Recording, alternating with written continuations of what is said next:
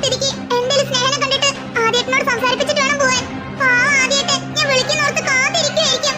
ശ്ശോ, ഈ സ്നേഹയാണെങ്കിൽ കഥക തോർക്കണമല്ലോ.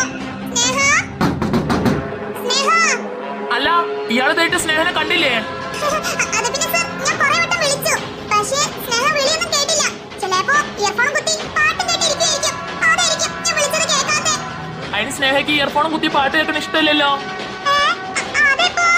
അല്ല, ആ ശരിക്കും അവള് ഫ്രണ്ട് തന്നെയാണോ?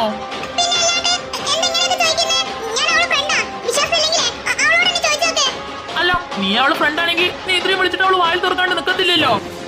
ശിവാനി സ്നേഹയെ കാണുമോ? പ്രണയമമ്പരം ഇരുധ്രുവങ്ങൾ ഏറ്റുമുട്ടുമ്പോൾ ശനിയും ഞായറും രാത്രി 7 മണിക്ക്.